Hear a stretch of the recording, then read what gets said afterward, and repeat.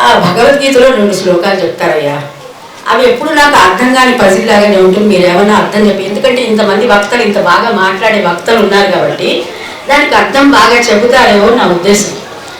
మొట్టమొదటి మీరంటే అనొచ్చు, యదా యదా హి, చెప్పండి, యదా యదా హి ధర్మస్య గ్లానిర్భవతి భారత అభ్యుత్థానం అధర్మస్య తదాత్మానం సృజామ్యహం. దీని అర్థం ఏంటంటే, ఎక్కడెక్కడ ధర్మానికి గ్లాని అంటే ధర్మం లేకుండా ఉంటుందో ఏ ఏ ప్రదేశాలలో, ఆయా ప్రదేశాలలో నేను ఒక రూపాన్ని తీసుకుని అక్కడికి వస్తాను అని చెప్పి ఈ శ్లోకం చెబుతుంది.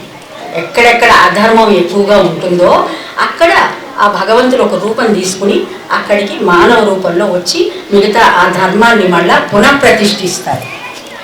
ఆ విధంగా పునఃప్రతిష్ఠించడానికి మా గురుదేవులైనటువంటి చంద్రయారుడు ఇక్కడికి వచ్చారేమో అని అనుకుంటున్నాం.